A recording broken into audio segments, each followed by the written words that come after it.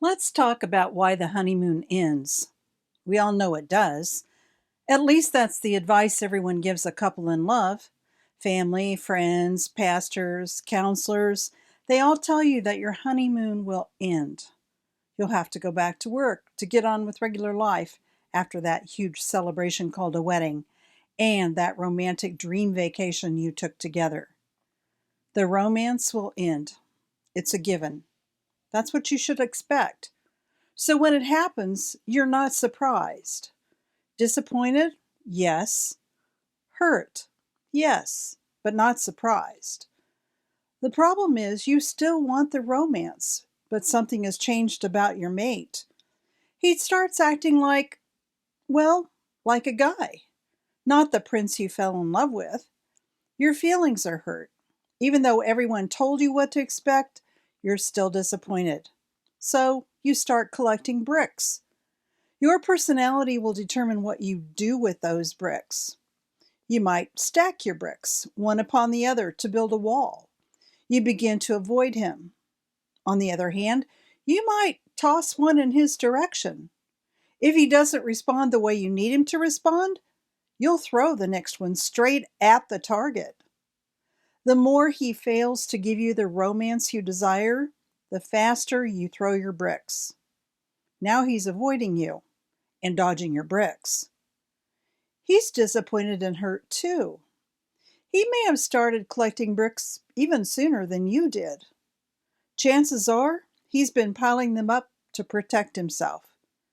Could that be the reason he's no longer acting like the prince you fell in love with? We always blame the man for changing after the wedding. He did what he needed to do to catch his prize. Now that he has her, he puts in no effort to maintain the romance. In reality, you both changed. It started the first night he came home tired and vegged out in front of the TV. Instead of curling up beside him, you criticized him for not helping fix dinner.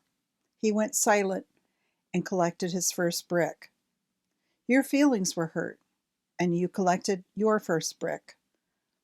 Instead of looking at your mate's behavior as another opportunity to grow in understanding and closeness, you judge it, and you chalk it up to the honeymoon's over. You get what you expected, what you were told to expect. However, your expectations were too low. No, romance doesn't float around and through your life automatically. That expectation would be too shallow.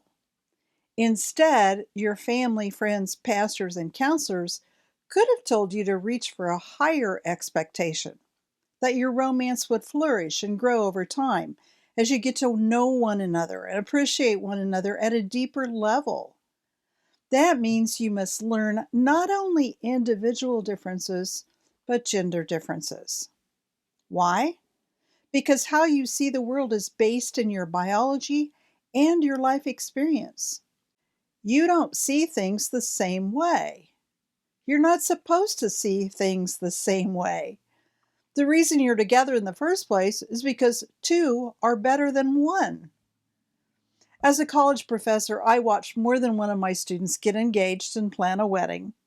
My advice was always, don't marry someone who's exactly the person you want to spend your life with. We all change and grow over time. Instead, marry the person who fascinates you so much that you're willing to spend your lifetime getting to know him or her, because that's how long it's going to take. It doesn't have to be drudgery. When you increase your expectations, being together isn't just an endless task. It's a welcome task. Just imagine, you married your best friend. He's sexy, he's cute, he's funny, he's brilliant. Focus your thoughts on enjoying all those good things about him. Then, when he does something you don't understand, don't try to change him. Instead, try to understand what's going on for him. His behavior will make sense when interpreted through a masculine framework. Learn all you can about what men think, how they feel, and why they do what they do instead of what you think they should do. He married his best friend too. She's beautiful, smart, sexy, charming. When you do something that doesn't make sense to him, you don't want him to give up. You want him to learn all he can about women and appreciate that you have a different perspective. You didn't marry to kill romance. You married so that your romance would live. Some couples they're able to pull that off for decades. Why not you? Just remember, we women don't know any more about men than they know about us. But you can change that if you want to. And remember, I'm here to help.